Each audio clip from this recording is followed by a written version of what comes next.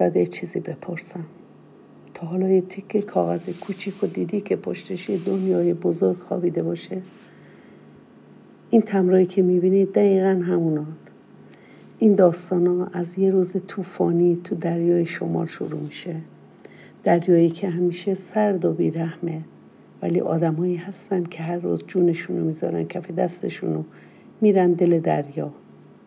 ملوان‌ها، صیادا، کشتیرانا، آدمایی که زندگیشون رو موج دریا بالا و پایین میره. حالا برگردیم به شاید 70-80 سال پیش. اون موقع دستگاه‌های نجات، هلیکوپترها و امکانات آنچنانی نبود.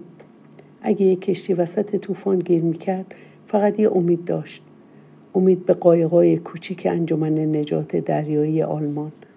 همونایی که اسمشون خیلی شیکه و کارشون خالص انسانیه، چون جون آدم‌ها رو نجات میدن.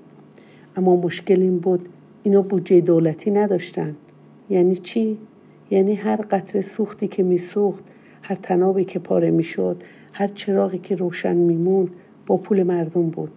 پول آدم‌هایی که شاید خودشون هیچ وقت روی دریا نرفته بودن، ولی دلشون میخواست یه جایی، یه کسی جونه غریبه‌ای رو نجات بدن. برای همین تصمیم گرفتن یه کار قشنگ بکنن. اومدن یه سری تمبر طراحی کردن، تمبرهایی که پستی نبودن ولی مهر انسانیت رو دل آدم میزدن. همه میتونستن این تمبرها رو بخرن. یه جور رسید بود، یه جور یادگاری از یه کار خوب. این تمبرهایی که میبینید یه سری تمبر چاپ شده از کشتی هاست. تصویر کشتی هایی که اون سالها در رفت آمد بودن و پشت این تصویر قصه ها هست، خیلی قصه.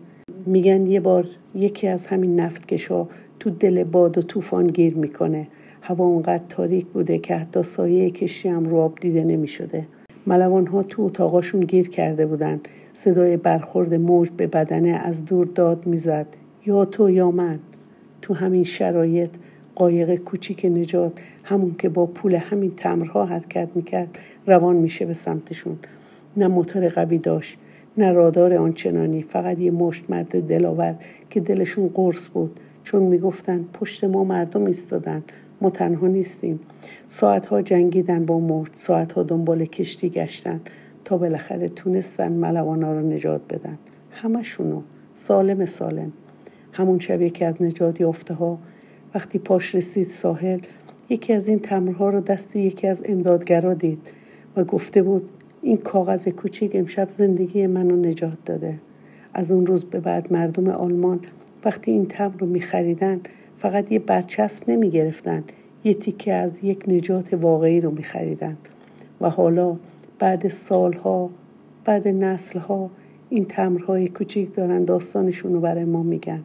تمبری که شاید یه روز روی کاپشنه ملوان، روی شیشه مغازه یا توی دفتر خیریه ساده چسبیده بود، اما امروز نشونه یه چیز بزرگتره. این که حتی یک کار کوچیک میتونه گوشه از دنیا رو روشن کنه. حتی یه تمبر میتونه یه جون رو نجات بده.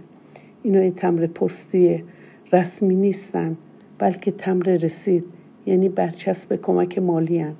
تمبر رسید معمولاً برای کمک‌های مردمی استفاده می‌شده، نه برای پست رسمی. جامعه آلمانی نجات دریانوردان در خطر، انجمن نجات غریق‌های دریایی. این انجمن قدیمی‌ترین سازمان نجات دریایی آلمانه و برای فعالیتش از مردم کمک مالی می‌گرفته. این تمبرها رو می‌فروختن تا مردم با خریدش از عملیات نجات دریا حمایت کنند. این سازمان از سال 1865، یعنی بیش از 150 سال کارش نجات جان آدم‌هاییه که در دریا دچار حادثه میشن. برای تامین هزینه‌ها مردم آلمان بهشون کمک میکردن و در ازای کمک همچین برچسب‌هایی رو دریافت میکردن.